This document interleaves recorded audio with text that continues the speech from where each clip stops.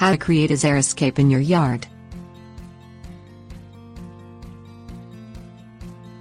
With several areas of the country suffering in historic drought, many homeowners are rethinking their grassy lawns and flower beds and looking at ways to save water through an alternate type of landscaping known as xeriscaping.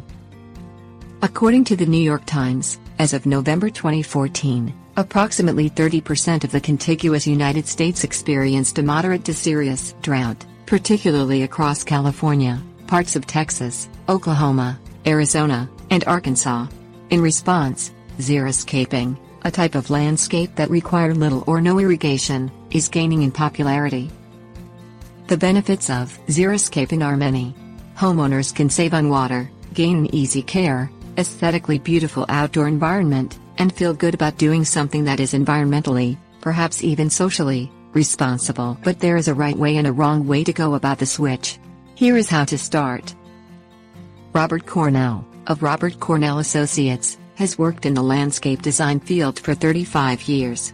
To him, the popularity of xeriscaping indicates an awareness and acknowledgement of a global environmental change that is not going to reverse anytime soon. Cornell says that many are apt to approach the change abruptly, just by letting their lawns die by ceasing to water them.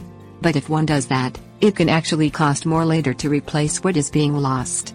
They are often losing shrubs and small trees in the process, and they think stopping watering will kill the lawn, but it won't, he says.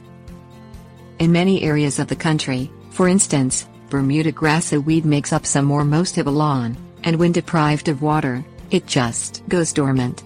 The first bit of irrigation the affected area gets will result in brand new growth, says Cornell.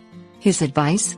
Get a pro or do the research to understand what plants are living in your yard and remove them for good.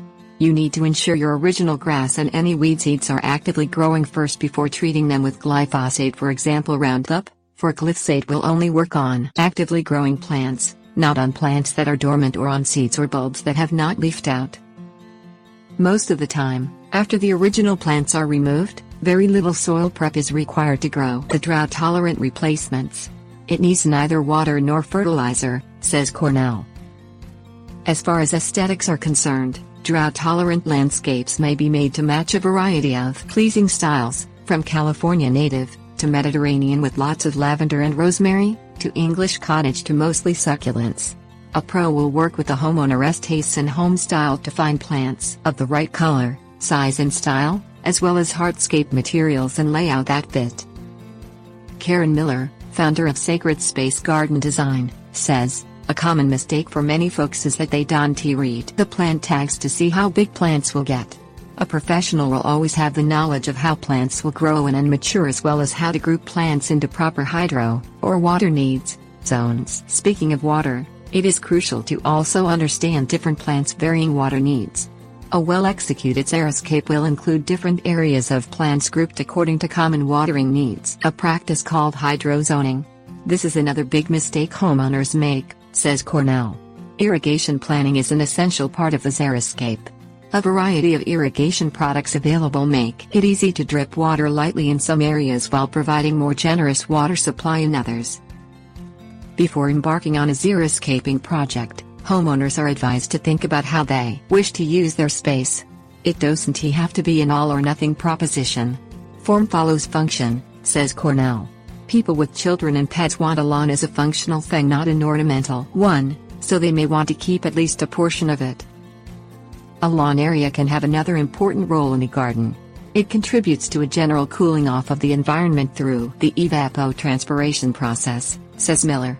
The overall size of a lawn, however, can be reduced through clever design, including creating larger planter beds fed by drip lines and planted with low water needs plants, or using low water use grasses to replace traditional grass seed.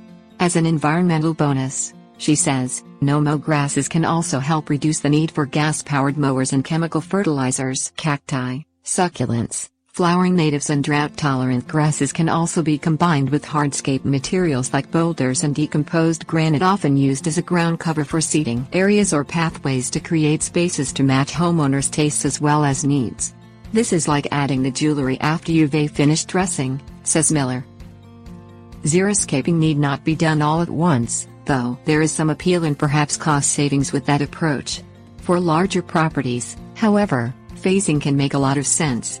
For instance, one can do a front yard first and a backyard later, says Miller. Either way, it helps immensely to work with a partner who has experience in the craft. A seasoned professional can walk you through the necessary steps and take the fear factor away, Miller says.